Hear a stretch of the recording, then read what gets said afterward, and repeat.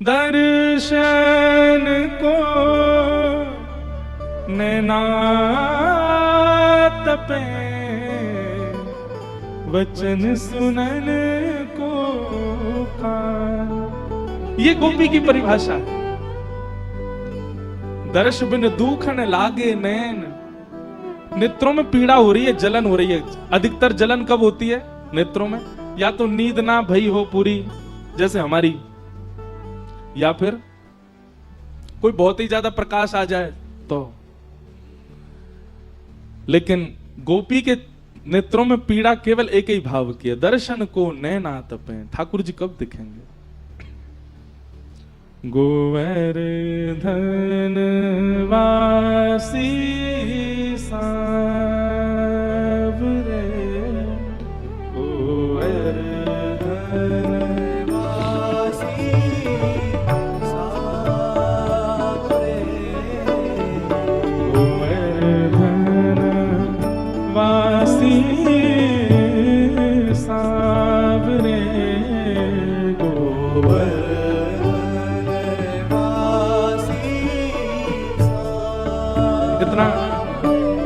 इस पद की व्याख्या इतनी सुंदर है, कभी कभी उठ जाती है मेरे मन में तरंग, तो मैं कर देता हूं, क्योंकि फिर 2-2.5 घंटा यही में निकल जाए। लेकिन कुछ कुछ भावों की व्याख्या करूं। गोपी का सबसे सुंदर परिचय है ये पद। बंक चितई मुस्काई के, सुंदर वदन दिखाए। ओ बंक चितई मुस्काई के, सुंदर वदन दिखाए। बंधुओं, जब कोई ऐसी रूप की या लीला की भावना बताई जाए करे ना, तब नेत्र बंद करके चिंतन करे करो। यहां पर 2 भाव बताए जा रहे हैं। श्री चतुर्भुज दास जी कह रहे हैं, बंक चितई मुस्काई के सुंदर वदन दिखाए। अब इसकी 2 भावना कैसी हैं? एक भावना तो ऐसी कि जिनकी बांकी चितवन है, ऐसे बांके बिहारी जी मुस्काए के सुंदर वदन दिखा। हे बांके बिहारी, हे बांके ठाकुर जी, आप मुस्कुरा करके अपने सुंदर वदन को मुंह को दर्शन कराओ ना। लेकिन यहाँ की दूसरी भावना बड़ी सुंदर है। बोले ठाकुर जी की मुस्कान कैसी है? बोले उनके पाम बांके हैं, उनकी कमर बांकी है, उनकी गर्दन बांकी है, पर उनकी मुस्कान भी बांकी है। मुस्कान बांकी कैसी है? बोले जैसे हम मुस्कुरामे तो हमारे दोनों होठ पीछे को जामे, पर ठाकुर जी कैसे मुस्कुरामे? बोले एक तरफ से ही मुस्कुरामे, बस एक तरफ से ही होठ पीछे जा रहे हैं, एक तरफ से ही मुस्कुरा रहे हैं। ये भी कला है, ठाकुर जी कर सके और कोई ना कर सके। बोले बांकी मुस्कान के लिए क्यों कह रहे हैं? बोले पूरे आधे मुस्कुरामे बामे तो हम ऐसे घायल से है जाएं, पूरे मुस्कुरा गए तो प्राण ही निकल जाएंगे, या हमारे बांके ही मुस्कुराओ। तो 2 भाव है। एक तो यह है कि जो बांके बिहारी हैं वो मुस्कुरा के अपना रूप दिखाओ, और एक भाव ऐसा है कि आप अपनी बांकी वाली मुस्कुराहट हमको दिखाओ। क्यों? पूरी देखने की सामर्थ्य हमारी नहीं है ना। अभी बहुत दिना जीनो है, और जी करके आपको बजनो है। खावे के काज ना जीनो, कमावे के काज, आपको भजवे के काज जीनो है नाथ। अभी मत मार दियो हमें, नहीं कहीं दिखाओ। बंक चितई मुस्काई के, सुंदर वदन दिखाए। ओ बंक चितई मुस्काई के, सुंदर वदन दिखाए। लोचन तड़पे मीन जो, जुग भरी धरी बिहाए।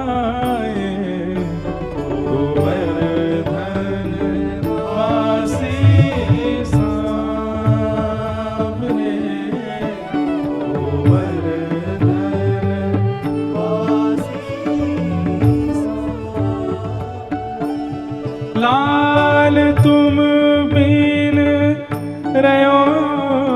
न जाए।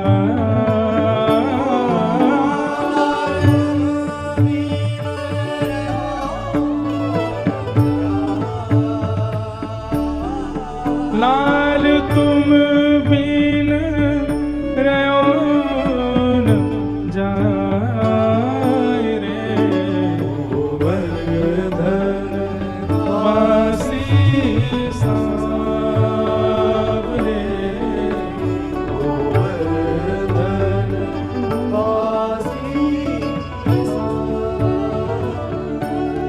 श्री चतुर्भुज दास जी गोपी हैं। ठाकुर जी को थोड़ी देर को विरह है कि और थोड़ी देर में ही पद गा दियो। भैया हमारी श्वास रोक दी जाए तो थोड़ी देर ही काफी है प्राण निकरवे में। ऐसी स्थिति यदि ठाकुर जी के प्रति है जाए कि नेक देर को भी ठाकुर जी चले गए तो जैसे बिना श्वास के व्यक्ति, बिना जल के मछली, वैसी हमारी स्थिति है जाए। हम ऐसी स्थिति में है ही ना है अभी। तुम थोड़ी देर की बात कर रहे हो, खूब दिनांत तक दूर कर दो ठाकुर जी तो जी लेंगे हम तो। हमारी स्थिति नहीं है। पर चतुर्भुज दास जी व्याकुल हो गए, विचलित होने लगे, रुदन करने लगे। श्री गिरी कंदरा में बार बार गिर करके ठाकुर जी से कहे, नाथ आप प्रकट हो जाओ। रसिक रसीली बोलनी गिरी चढ़ी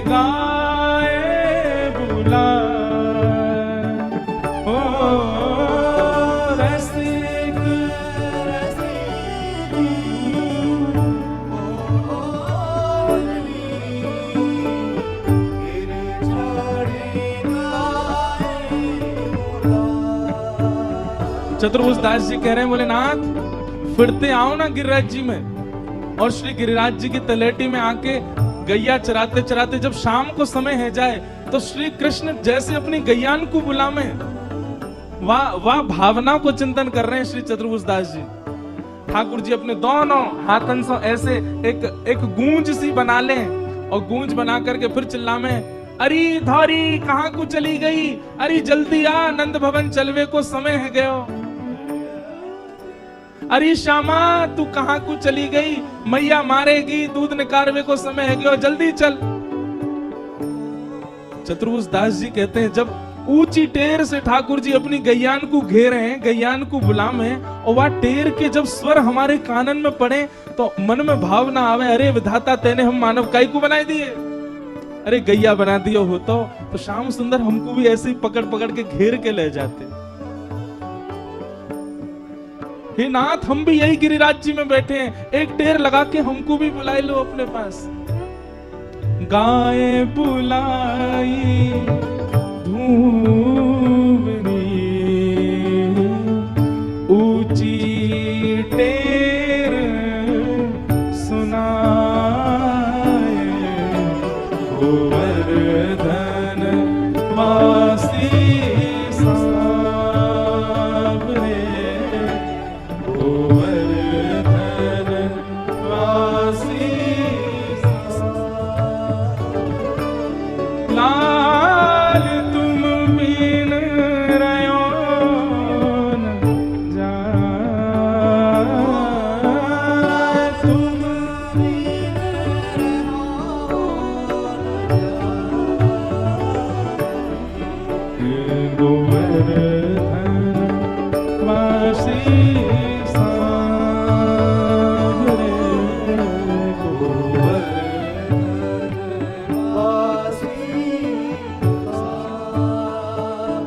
चतुर्भुज दास जी कह रहे हैं, मन अभिलाषा यह रहे लगे न नैन निमेष। ओ मन अभिलाषा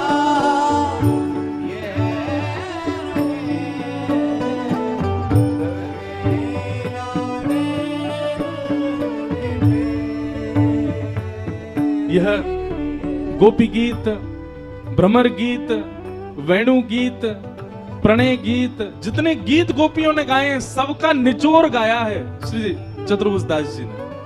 ये सामान्य पद नहीं है भैया, पुष्टि मार्ग में इस पद को अपना प्राण माना जाता है। जैसे श्रीमद् भागवत का प्राण गोपी गीत है, वैसे पुष्टि मार्गियों का प्राण है ये पद। अब इस भावना में श्री चतुर्भुज दास जी वेणु गीत का चिंतन कर रहे हैं, और वेणु गीत का चिंतन करते हुए कह रहे हैं कि मन अभिलाषा यह रहे लगे न नैन निमेश, अक्षणवताम फलमिदम न परम विदाम। चतुर्भुज दास जी कह रहे हैं, अरे भैया ओ संसारी जनों ध्यान से सुनियो, तुमने दुनिया देख ली, लेकिन तुमने गैया चरा के वापस नंद भवन आते भाई कन्हैया ना देखे तो तुमने आंख पाके कहा कियो। बोले कैसे लगे श्याम सुंदर। वेणु गीत में गोपियां वर्णन करती हैं, ठाकुर जी ने आभूषण नहीं पहने, आभूषण पहन के जाएंगे वन में? ठाकुर जी गैया चरावे आभूषण पहन के ना जामे? तो बोले ठाकुर जी कैसे जामे? बोले ठाकुर जी सामान्य सो श्रृंगार करके जामे, पर लौट के आमे तो विचित्र ही बन के आमे। बोले मैया कैसे भेजे? ऊंची धोती पहना के, एक पटका डार के, और गले में पतरी सी एक गुंजा माला पहना करके मैया भेज दे, लाला तो आभूषण पहनाऊंगी खोए आवे को, ऐसी चलो जा। ठाकुर जी जामे तो केवल गुंजा माला पहन के जामे वन में, पर लौट के आमे तो यशोदा मैया दौड़ के जावे थाल लेके लाल जी की आरती करे, ऐसे प्यारे बन के आमे। बोले कहा करके आए हैं? वेणु गीत में इस भाव का वर्णन है, ध्यान से सुनना, चिंतन करो। ठाकुर जी कैसे श्रृंगार करें? बोले बछड़ा बछिया गैयान ने बांधवे वारी जो रस्सी रेखा है लोमना, कोई छोटी है कोई बड़ी रस्सी है, इतने सारी रस्सी इनको ठाकुर जी ले लें, और कछु रस्सी इनको सिर पे पाग बना के पहन लें, जा से गैया के पाम बांधे जामे दूध निकालते समय, लोमना को सिर पे बांध लें, वहां में रज भी लगी है, वहां में गोबर भी लगी है, और वहां को ठाकुर जी अपने सिर पे पाग बना के पहन लें। छोटे छोटे लोमनान ने ठाकुर जी अपने बाजूबंद बना के पहन ले दोनों भुजान पे। एक लोमना से ठाकुर जी अपनी कटी पे बांध करके मानो फेंटा कर ले वाको। और वन में जामे तो गैया इतनी देर चढ़ती रहे, ठाकुर जी कहा करें? बोले पत्तान ने पकड़ेंगे, पुष्पन ने लेंगे, और सबन को इकट्ठो करके, और उन्हीं कोई अपने घुंघराले केशन में कहीं पुष्प लगा लें, कहीं पे पत्ता लगा लें, कहीं पे कछु लगा लें, दोनों कानन के ऊपर कन्नेर के फूल टांग लें। और जो लोमना नेक नेक उधरे भये हैं, जो ढीले है गए, अब रस्सी तो है ना, कोई सुई धागो तो है ना, माला कैसे बनाए? तो उधरे भय से जो लोमना है उनके बीच में स्थान रिक्त पा करके ठाकुर जी उनमें सुंदर सुंदर माला अपने आप ही श्रृंगार करें, अपनों उनमें सुंदर सुंदर पुष्प लगा के एक लोमना बड़ों सो गले में पहन ले, बनमाली बन गए ठाकुर जी। आहा। और फिर अपने कंधा पे लंबी सी छड़ी जाते गैया हाके, वाकू धारण करके दोनों हाथ लटकाए के जब बांकी अदा से श्याम सुंदर चले, चारों ओर गैया घेर करके चल रही है, गैया जोर जोर से कूदे, गैयान में होड़ लगी है, हम कन्हैया के बगल में चलेंगी, हम श्री कृष्ण के बगल में चलेंगी, चलते फिरते नेक स्पर्श तो है जाएगा। और वह होड़ में गैयान के खुरन से रज उड़ रही है, और वो रोज उड़ उड़ करके ठाकुर जी के प्रश्वेत पसीना के बिंदुओं पे जाकर के चिपक रही है। तम गोरजच्छुरित कुंतल वद्दवरहा वन्य प्रसून रुचिरे क्षण चारुहासम। और जब जब ठाकुर जी के मुखमंडल पर वो रज लगे, ठाकुर जी सब मिटामे लेकिन वह रज को ना मिटामे, ऐसे सुंदर ठाकुर जी की पत्रावली बन जाए, जहां जहां पसीना के बिंदु हैं वहां वहां वो रज जाके इकट्ठी है जाए, मानो जैसे कोई ने बिंदी लगा दी हो ठाकुर जी के। और वो श्याम सुंदर जब वृंदावन में प्रवेश करते हैं गैया चरा करके, गोपियां उस छवि को देखने के लिए अपने अपने द्वार पर, अटारियों पर, खिड़कियों पर जाकर के खड़ी हो जाती हैं। और उस समय विधाता से कहती हैं, अरे विधाता, तेरे आगे हाथ जोड़ रही हैं, तेरे आगे पाम पूज रही हैं, इन पलकन से यूं कह दे ये कभी झपको नहीं करें, और जब श्याम सुंदर हो तब तो बिल्कुल नहीं झपको करें। क्यों? त्रुटिर्युगायते त्वाम पश्यताम। जब श्याम सुंदर सामने से निकलते हैं और ये पलकें जब गिर जाती हैं तो एक क्षण के लिए लगता है मानो 3 युग बीत गए हों, क्यों आ गई ये सामने। चतुर्भुज दास जी कह रहे हैं, जाने दुनिया देखी लेकिन गैया चरा के लौटते हुए कन्हैया नहीं देखे, वाने कछु नहीं देखो।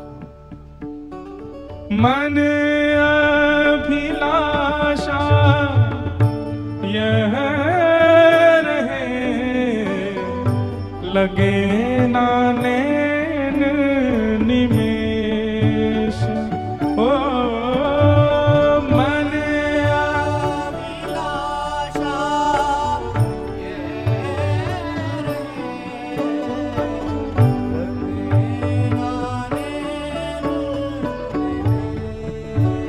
कहा करोगे, हो एक टक देखूं आवते, नटवर नागर भेष, गोवर्धन वासी सांवरे,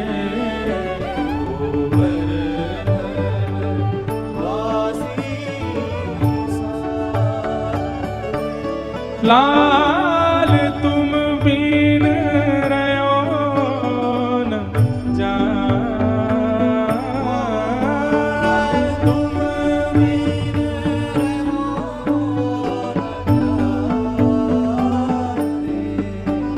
गोवर्धन वासी सांवरे,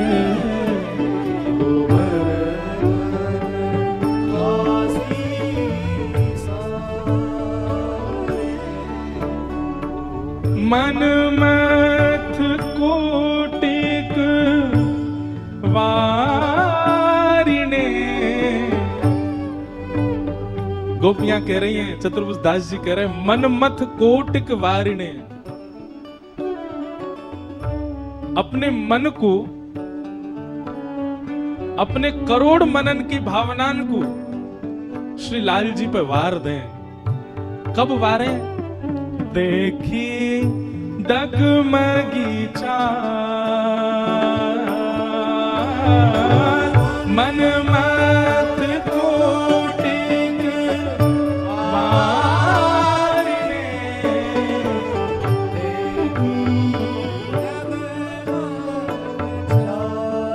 कैसी चाल है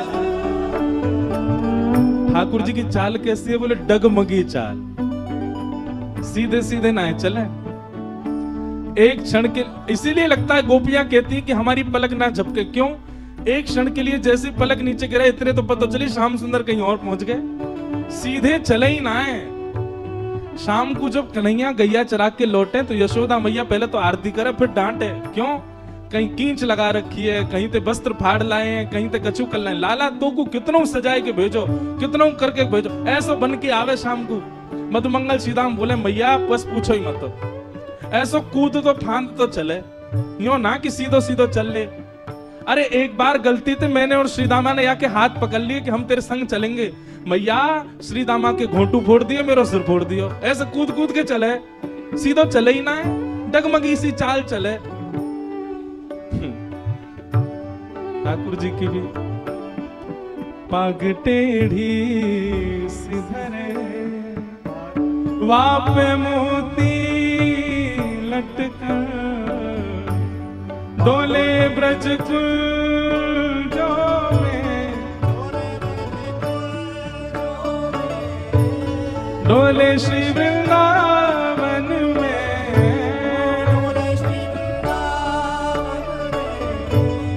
झूम के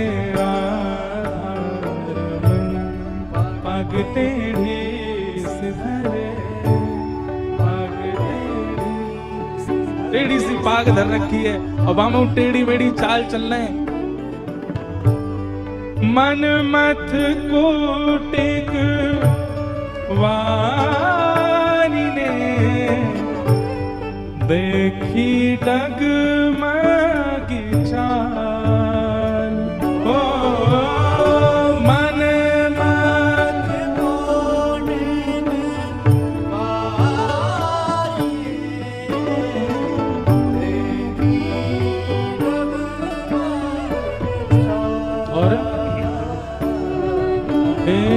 जुमती जनमन फलदना,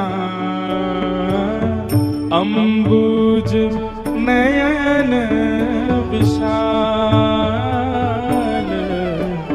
गोवर्धन वासी सांवरे, गोवर्धन वासी लाल तुम बिन रयो न जाए,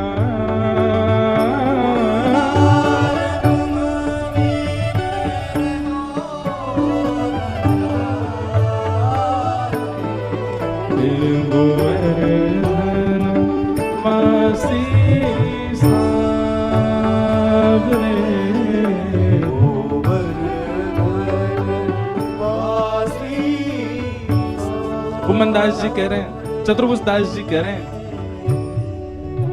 युवती जनमन फंदना अंबुज नयन विशाल।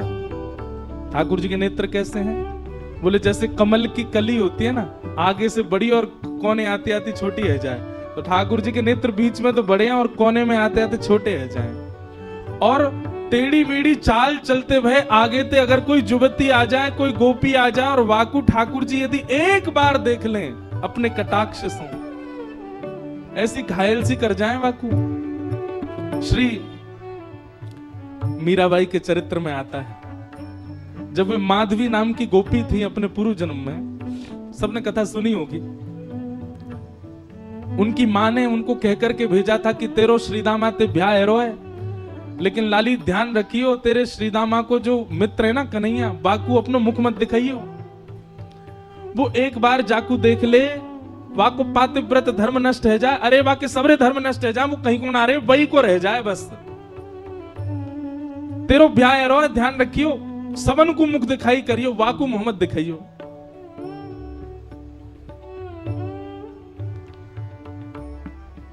माधवी ने कही ठीक है, जिनसे मुख छुपानो चाहिए मां ने उनको मुख दिखावे की आज्ञा दे दी, और जिनको मुख दिखानो चाहिए उनसे छुपावे की कह दे। लेकिन सो ही सुहागन प्रिय जाहि रीझ हैं। कई बार बंधु हमारे ऊपर गुरु कृपा नहीं है, गुरु है ही नहीं है, कई बार हमारे ऊपर धाम की कृपा नहीं है, लेकिन फिर भी ठाकुर जी को भागे, कछु नहीं है तो भी उनके है जाएंगे। वही भयो माधवी के साथ। माधवी को ब्याह भयो, ब्याह करके जैसे ही आ रही, यहाँ ठाकुर जी को पता चली श्रीदामा को ब्याह है, तो घर में लड़ रहे मैया थे, मैया तू तो मुझे लगा बूढ़ो करके माने कि देख श्रीदामा को ब्याह है। मैया बोली तू कितनो बड़ो भयो? 3.5 वर्ष को है भाई। तो मैया अब मेरी उम्र है गई। मैया बोली लाला तो पे कछु आवे जो तेरो ब्याह करता हूं, बहू आके यूं कहेगी देखो कैसे तो ब्याह कर दियो कछु। बोल मैया देख मुंह पे सब आवे। यशोदा मैया बोली कहा आवे? मुंह पे चल वो आवे। कछु दिना पहले तक चलनो ना जानता हूं, घुटमुंच, अब मुंह पे चल वो आगो।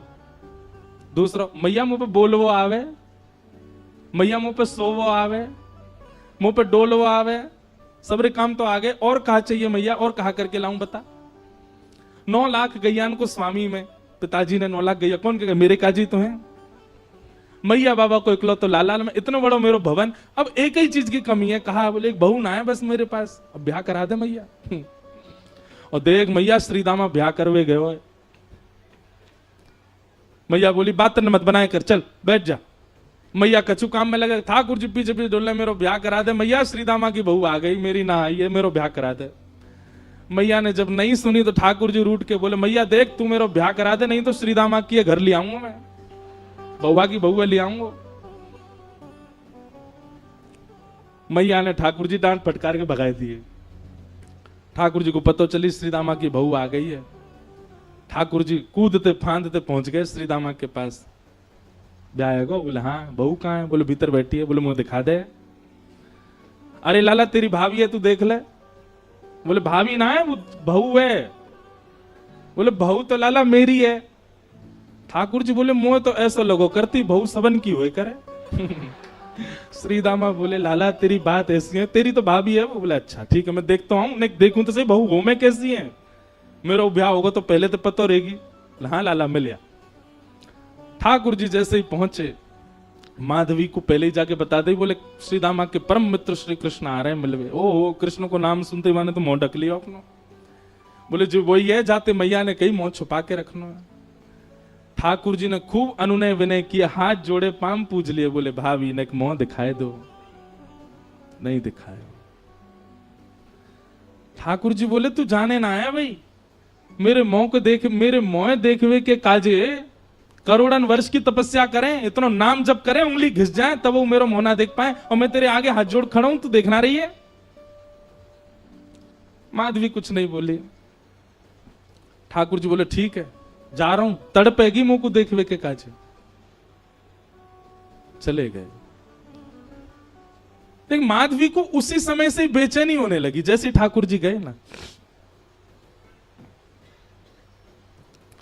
अब तो कहीं भी जाती है गोपियां चर्चा भी कृष्ण की करती हैं, बैठती है तो चर्चा श्री कृष्ण की होती है, सब गोपियां आपस में बात करती हैं, तो माधवी उनको समझाती है, अरे तुम कैसी कन्या हो, अपने पति के बारे में बात नहीं करती, वो उसके बारे में बात करती रहती हो, नंद जी को लाला ऐसा हो, नंद जी को लाला ऐसा हो। एक गोपी से यूं तक सुन ली माधवी ने कि वाकी उम्र अभी 3.5 वर्ष की है, तो माधवी बोली, राम राम राम, शर्म नहीं आती, न 100 बालक, वाकु प्रियतम मानो तुम। एक दिन माधवी जल भरने के लिए गई यमुना जी, और यमुना जी पर जल की गागर जैसे ही भरी, सब गोपी तो अपने अपने जल ले ले करके वहां से चली गई। माधवी थोड़ी विलंब से पहुंची, अकेली जैसी जल की घागर भर के उठान लगी, सो उठे नहीं, ऐसी भारी। अब इत को देखे कि कोई आ जाए, आकर के नेक ऊंचाई दे, आकू मेरे मूड पे धर दे, सिर पे तुम्हें ले जाऊं। खूब प्रयास किया लेकिन कोई दिखो नहीं दूर दूर तक। तभी नंद नंदन बांकी अदा से चलते भय वहां पहुंच गए। यहां पाम धरे वहां पाम धरे, मटकते भय नैन के सैन चलाते हुए। सैन मतलब जाने ना, या ते कहें सैन। ठाकुर जी ऐसे चलाते रहे अपने बौन ने, सीधे ना रखें, सब जगह ते टेढ़े हैं, कछु ना कछु करते रहे। मतलब रात में सोते कैसे होंगे, वहां सीधे नहीं सोते होंगे, यशोदा मैया नंद बाबा पे चढ़ जाते होंगे, कोई काम सीधो ना करें। ठाकुर जी हमारे कानों हिला लेते होंगे, नाकों हिला लेते होंगे, का करें पतो ना। पहुंच गए। माधवी ने ठाकुर जी को देखो तो हो ना हो, लेकिन जैसे श्याम वरण श्री श्याम सुंदर सामने से आ रहे हैं, सो माधवी बोली, ओ लाला इतकुआ, ने कहियो नेक मेरी मटकी उचाए दे, मुड़े धरवा दे, फिर चलो जाइयो। ठाकुर जी ज्यों ज्यों पास आते जाएं, माधवी को त्यों त्यों लगे तो सही कि यह बालक में कछु तो अद्भुतता है, लेकिन वाय ना पता है कि श्याम सुंदरी ने कभी देखे ही नहीं। नेक देखे और फिर कछु काम करने लगे, लेकिन काम वाकई स्थिति ऐसी है गई कि वो और चीजों में मन लगे नहीं रहो, वाकई नेत्र अपने आप फिर रहे हैं। एक बात याद रखना बंधुओं, ठाकुर जी ने जादना अनुभव करा दियो, इंद्रिय अपने वश में नहीं रहेंगी। आपके हाथ, आपके पाम, आपके कान, आपके नेत्र, आपकी जीव, आपकी नासिका, ये समस्त इंद्रियां, बुद्धि, मन सब हमारे वश में है। लेकिन जादना ठाकुर जी को नेक देर को भी साक्षात्कार भयो, सब ठाकुर जी को है जाएगा। अब माधवी कर तो कार्य रही है, नेक नेक मटकी को ऊंचाई की प्रयास कर रही है, लेकिन वहां के मन में बार बार यावे, नेक तो देखूं याकू, और फिर नजर घुमा के देखे, और फिर खुद पे विचार करे, काई को देख रही हूं मैं, फिर अपना काम करने लगे, फिर काम कर, फिर नेक तो देखूं, फिर देखे, और फिर देख करके फिर दोबारा अपने कार्य में। ऐसी स्थिति है गई। माधवी ने झटपट नेत्र बंद ही कर ली, बोले देखूंगी ही ना। पता ना क्यों इतना आकर्षण है रो। ठाकुर जी आ गए। माधवी नेत्र बंद करके, लाला नेक ऊंचाई दियो, मटकी ऊंचाई दे, उठवाए दे। ठाकुर जी बोले, मेरे छोटे छोटे से हाथ मैं कैसे उठवाऊंगा। अब माधवी की स्थिति ऐसी कि रूप नहीं देख रही है, नेत्र बंद करके बैठी, पर ठाकुर जी का स्वर ऐसा लगा कि वो स्वर सुनते ही माधवी के चित्त में मानो कंपन जैसा हो गया। मैं एक बात कहा करता हूं कि आप नेत्रों से यदि बचना चाहो तो नेत्र बंद कर लो, ठाकुर जी को मत देखो, तो वो स्वर ऐसा बोल देंगे कि कान पे उनके है जाओगे। कानन में रुई लगा लो, नेत्रन से देखेंगे नहीं, कान से सुनेंगे नहीं, तो उनके तन की सुगंधी ऐसी आवेगी कि वहां से उनके है जाओगे। नासिका बंद कर लो, आंख बंद कर लो, कान छुपाए लो। बोले अब ठाकुर जी कैसे होंगे। अपनी एक कनिष्ठ उंगली से ठाकुर जी आपके हाथ को छू देंगे, बस वह स्पर्श से उनके है जाओगे। कब तक बचोगे। आपकी इच्छा है तो सर्वांगीण इंद्रियां लगा दो, तो ठाकुर जी के नहीं हो पाओगे। ठाकुर जी की इच्छा है गई तो वो आपकी एक भाव से आपको खींच लेंगे। माधवी ने नेत्र तो बंद कर लिए, लेकिन स्वर ऐसा बोलो कि अब पलक अपने वश में नहीं है, अपनी स्थिति में नहीं है, खुल गई अपने आप। और देख लिए श्याम सुंदर, ऐसा मधुर मुस्कान, ऐसे नेत्र, ऐसी नासिका, आहा, कहां कहें रूप की सीमा। लेकिन तुरंत माधवी बोले, हाँ लाला ऊंचाई दे। माधवी ने नेक हाथ लगाया अब ठाकुर जी मटकी उचान लगे तो उचाते ही कहा भयो अब नेक्स्ट से ठाकुर जी माधवी तो खूब बड़ी, तो ठाकुर जी को हाथ जहां तक जाएगा वहीं तक तो उचाएंगे, लेकिन स्थिति कहा भाई उचाते उचाते उचाते उचाते ठाकुर जी लंबे हैं लगे, और इतने लंबे है गए कि उचाते भय माधवी के बिल्कुल सामने ही आ गए, बिल्कुल नेत्रन के सामने ही आ गए। माधवी ने जब रूप देखो, गाढ़ करके ठाकुर जी माधवी को देख रहे हैं, माधवी ठाकुर जी को देख रही है।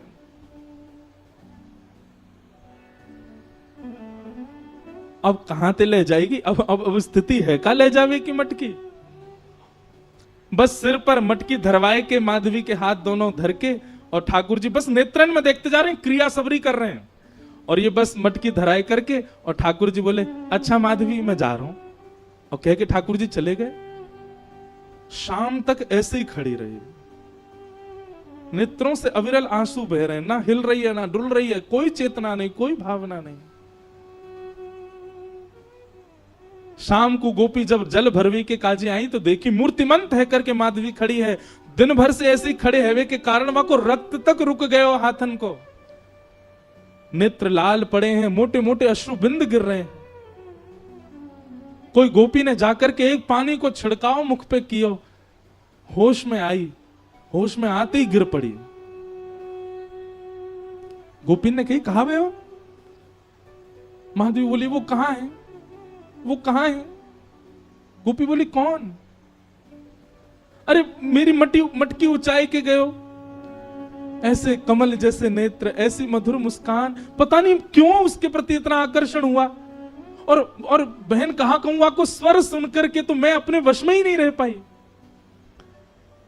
कृष्ण नाम जब ते श्रवण सुनो रियाली, भूली री भवन में तो बावरी भई रे। और इस पद की सबसे सुंदर पंक्ति मुझे लगती है, रोम रोम हो मैं तो श्रवण मई रे। मानो मैं कान बंद कर लूं तो कब तक करूं, मेरे रोम सुन रहे हैं उनका नाम, मेरे रोम पुकार रहे हैं उसको, मेरे रोम देख रहे हैं कि वो कहां चला गया।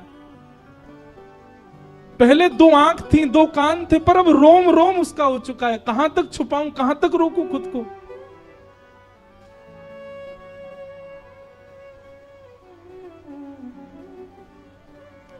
इसी भाव को चतुर्भुज दास जी कह रहे हैं, जुवती जनमन फंदना अंबुज नयन विशाल। ठाकुर जी को स्वरूप कैसा है? बोले एक क्षण के लिए दिखेगा, लेकिन वो एक क्षण के दिखवे के बाद में ऐसी स्थिति कर जाएंगे आपकी, कुछ नहीं कर पाओगे। पहले ही भैया कल ही चेतावनी दे चुका हूं मैं ये चेतावनी केवल आपको नहीं, खुद को भी दे रहा हूं। ज्यों ज्यों रस बढ़े, ज्यों ज्यों कथा में भाव बढ़े, मैं खुद को भी चेतावित करूं कि अरे भाई नेक रुक जा, नेक डट जा, ज्यादा मत जा। क्योंकि गोपी की स्थिति, हम बात करने तो बैठ गए गोपियों की, पर उस स्थिति में जाना कोई खतरे से खाली नहीं है, संसार के लिए खतरा है वो, आप कोई के नहीं रह पाओगे फिर।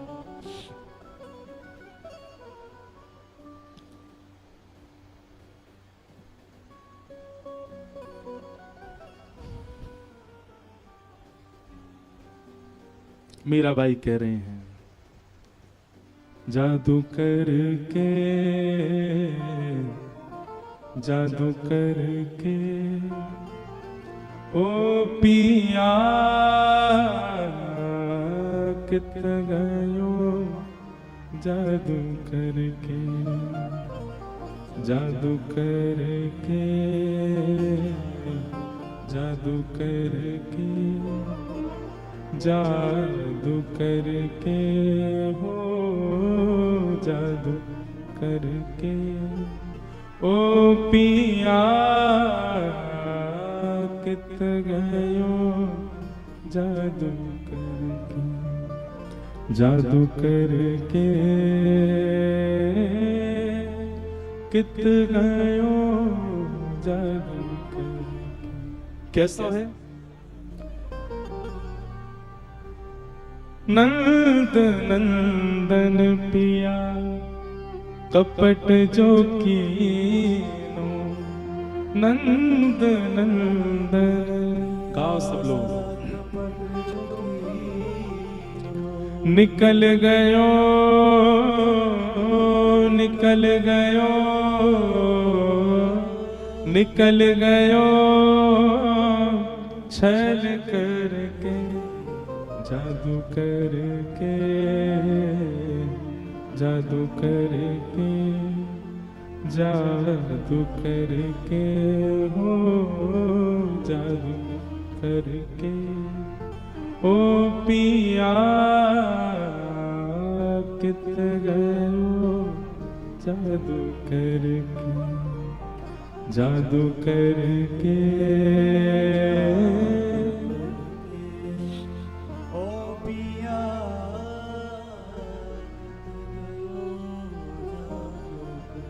मोर मुकुट पीतांबर सोहे मोर मुकुट पीतांबर मोर मुकुट पीतांबर सोहे मोर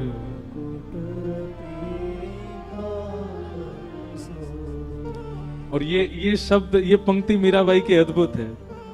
कबहू न मिले कबहू न मिले कबहू न मिले अंग भर के जादू करके जादू करके। मीराबाई की इस पंक्ति से एक भाव समझ में आता है कि ठाकुर जी जब सन्मुख आते हैं ना तो इच्छा ये होती है कि इनको अंग भर के हम पकड़ लें। पहले तो जी भर के देख लें, जी भर के सुन लें, और जब सबसे बस ये स्थिति हैवारी होगी कि बस अब चक्कर आ रहे हैं, हम गिर ही जाएंगे, बस इच्छा होवे कि ये हमको अंग से लगा लें। ऐसे चतुर हैं ठाकुर जी, केवल हाथ मिला के चले जाएंगे। तो अब जीवन भर यही रहेगा कि हाथ ही क्यों मिला के गए, या तो मिलाते ही नहीं, और मिलना ही हो तो फिर अंग भर के मिलते ना, एक बार हृदय से लग जाते।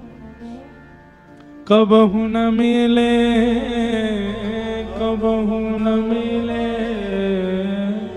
कबहू न मिले अंग भर के जादू करके जादू करके जादू करके हो जादू करके ओ पिया कित गयो जादू करके जादू करके कित गयो जादू करके। मेरा दासी शरण जो आई मेरा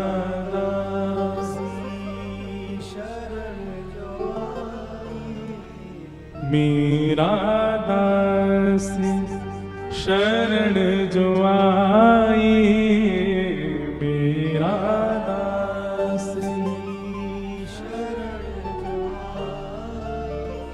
मेरा दासी शरण जो आई मेरा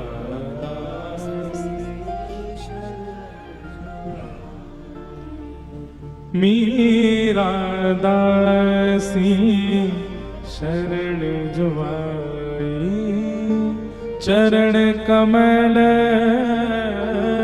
चरण कमल चरण कमल चित धर के जादू करके जादू करके जादू करके हो जादू करके हो पिया कित गयो जादू करके जादू करके कित गयो जादू करके। हम चर्चा गोपियों की कर रहे हैं, गोपियों की भावना की कर रहे हैं, और इन्हीं गोपियों को आज के वृंदावन में बहुत सामान्य बना लिया। हम गोपी भाव को बहुत सरल समझ लेते हैं, बहुत सामान्य